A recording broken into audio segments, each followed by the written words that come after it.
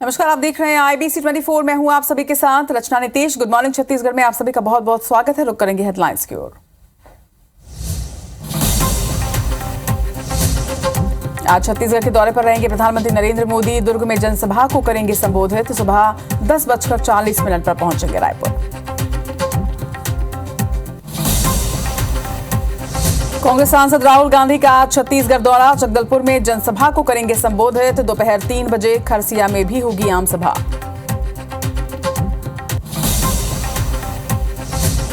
छत्तीसगढ़ के सीएम भूपेश बघेल का चुनावी प्रचार जारी है। आज कोंडागांव और खैरागढ़ में जनसभा को करेंगे संबोधित।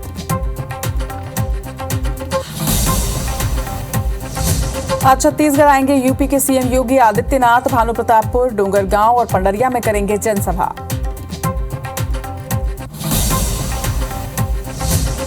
छत्तीसगढ़ बीजेपी ने जारी किया घोषणा पत्र। 3100 रुपए में धान खरीदने का वादा। सीएम भूपेश बघेल का तंज, 2100 रुपए नहीं दे पाए थे, 3100 रुपए कहां से देंगे।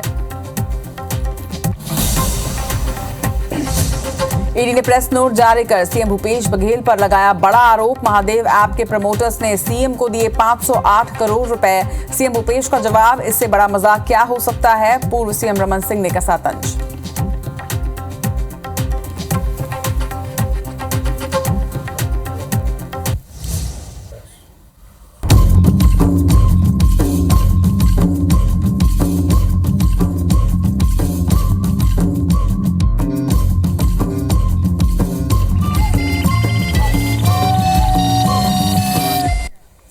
और हेडलाइंस के बाद शुरुआत करेंगे गुड मॉर्निंग छत्तीसगढ़ की। और सबसे पहले आपको बताते हैं 4 बड़ी खबरें जिन पर आज लगातार IBC 24 की रहेगी नजर।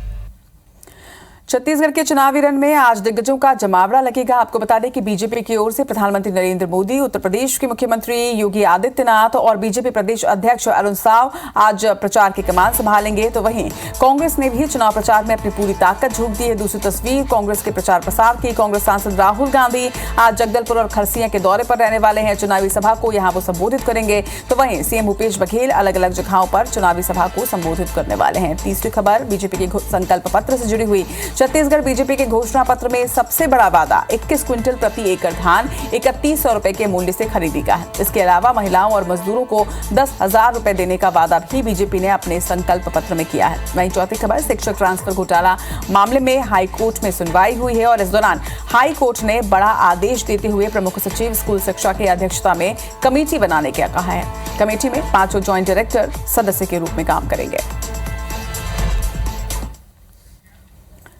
और अब खबरें विस्तार से आपको बताते हैं छत्तीसगढ़ के चुनावी रण में आज कौन से राजनेताओं का दौरा है। सबसे पहले प्रधानमंत्री नरेंद्र मोदी आज दुर्ग में चुनावी सभा को संबोधित करने वाले हैं। आपको बता दें कि लगभग 10:40 पर वो रायपुर पहुंचेंगे। इसके बाद यहां से वो दुर्ग के लिए रवाना हो जाएंगे और दुर्ग में चुनावी सभा को वो संबोधित करेंगे। इसके पहले पीएम ने कांकेर में चुनावी हुंकार भरी थी।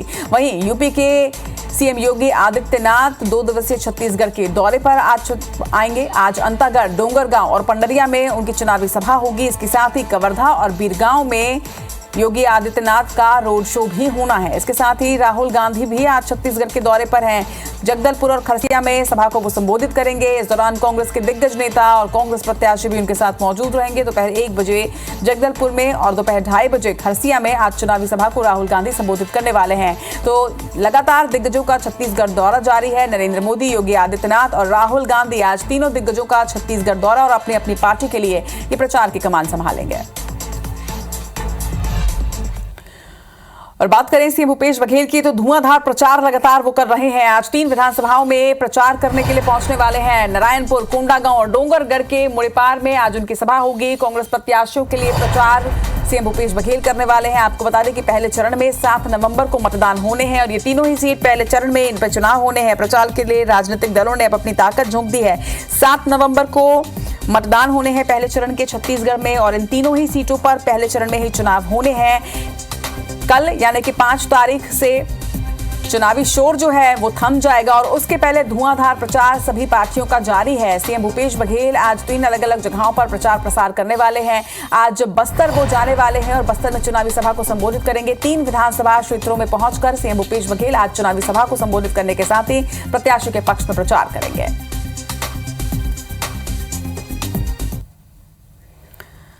और अब बात करते हैं बीजेपी के संकल्प पत्र की। छत्तीसगढ़ में सत्ता वापसी के लिए बीजेपी ने मास्टर स्ट्रोक के तौर पर अपना घोषणा पत्र जारी कर दिया है। इसे मोदी की गारंटी नाम दिया गया और इसे लॉन्च किया गृह मंत्री अमित शाह ने। शाह ने सबसे बड़ा वादा किसानों और धान खरीदी को लेकर किया है और कहा कि कृषि उन्नति योजना के तहत शुरुआत की जाएगी। 21 क्विंटल प्रति एकड़ धान 3100 रुपए के मूल्य से खरीदा जाएगा। साथ ही एक मुश्त भुगतान किया जाएगा। इसके अलावा मजदूरों को 10,000 रुपए देने का वादा भी बीजेपी के संकल्प पत्र में है। इसके अलावा शाह ने कहा कि रामलला दर्शन योजना बीजेपी शुरू करेगी, जिसमें अयोध्या के दर्शन छत्तीसगढ़ के गरीबों को करवाया जाएगा।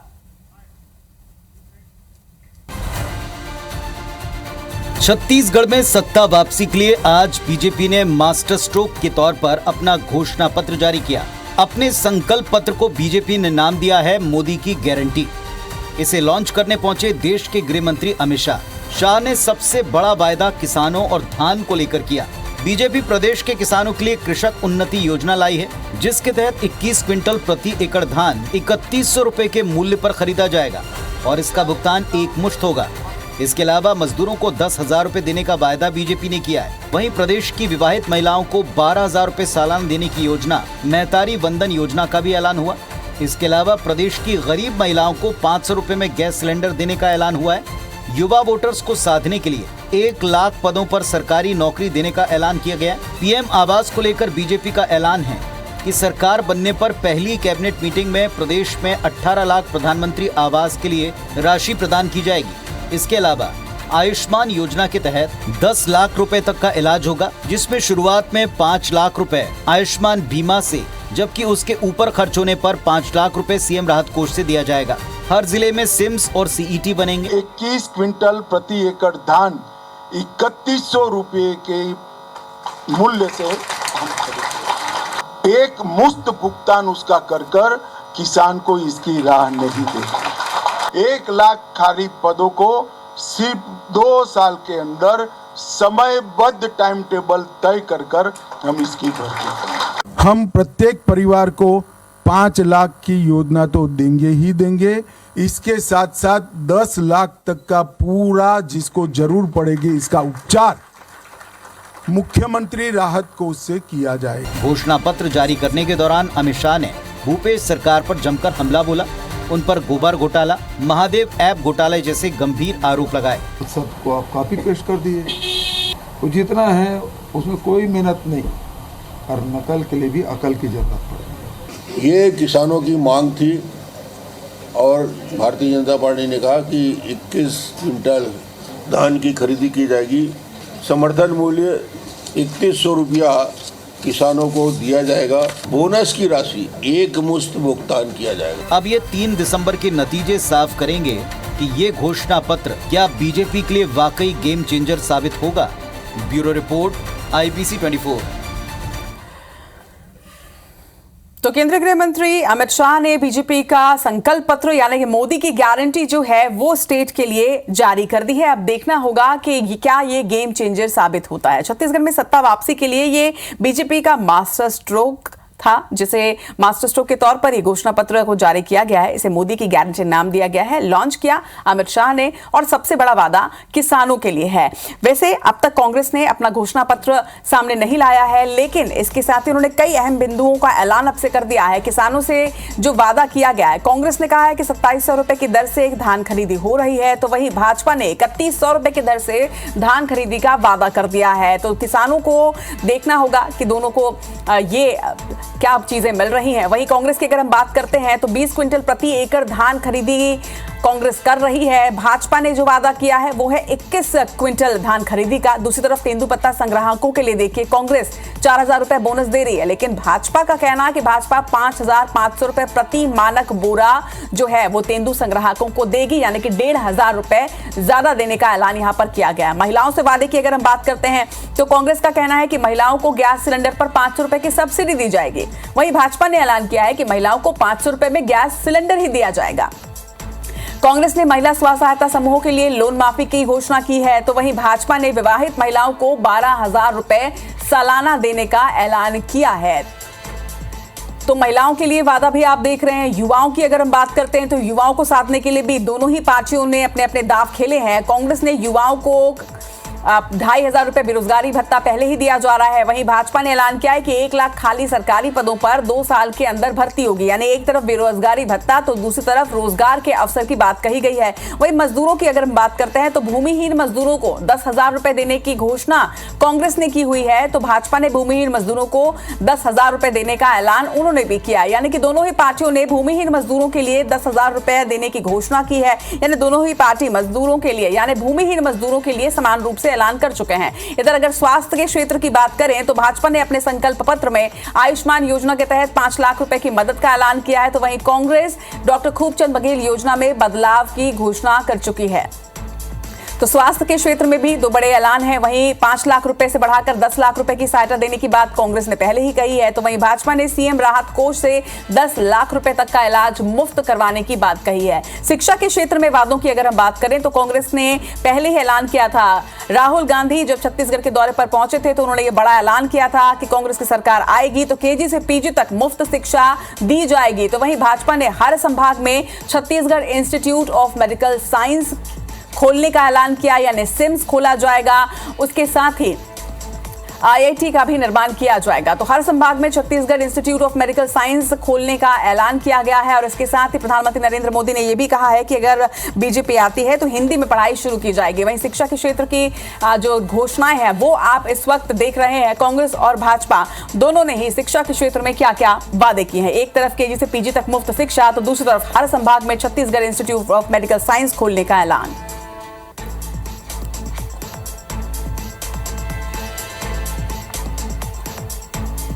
बीजेपी के घोषणा पत्र जारी होने के बाद कार्यकर्ताओं ने आतिशबाजी कर खुशी जाहिर की। वहीं बीजेपी नेताओं ने घोषणा पत्र को काफी ऐतिहासिक बताया है।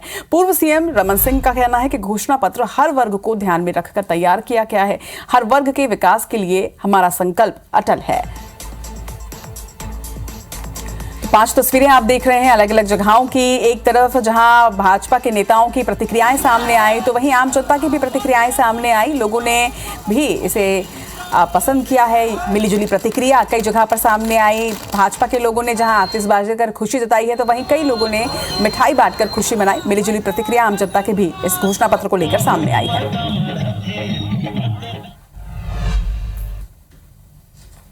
भारतीय जनता पार्टी का संकल्प पत्र जारी किया है। कृषि उन्नति योजना की शुरुआत करके प्रति क्विंटल 21 क्विंटल धान खरीदने की घोषणा की गई। 3100 रुपया किसानों को दिया जाएगा। ये घोषणा पत्र का प्रमुख बिंदु है।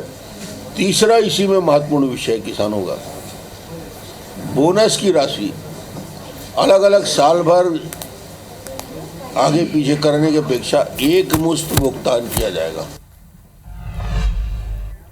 तो जाहिर तौर पर बीजेपी के नेताओं के लिए तो ये एक ऐतिहासिक संकल्प पत्र है। आम जनता की बात करें तो मिलीजुली प्रतिक्रियाएं सामने आ रही है। लेकिन सरकार को विपक्ष का ये संकल्प पत्र कैसा लगा आपको जरा ये भी बता देते हैं। दरअसल कांग्रेस इस बीजेपी के घोषणा पत्र को लेकर काफी हमलावर है। घोषणा पत्र जारी होते ही कांग्रेस ने आरोपों की झड़ी लगा दी। सीएम भूपेश बघेल ने कहा कि बीजेपी का घोषणा पत्र 0 बटा सन्नाटा है। बिना मेहनत किए कांग्रेस की नकल कर ये संकल्प पत्र तैयार किया गया है। बीजेपी अकल नहीं लगाई है। घोषणा पत्र में कोई दम नहीं है। वहीं चरणदास महंत ने कहा कि 15 साल में धान का मूल्य 2100 रुपए नहीं दे पाए, अब 3100 रुपए ये क्या देंगे। मुझे नहीं लगता कि मतदाताओं पर इसका फर्क पड़ेगा।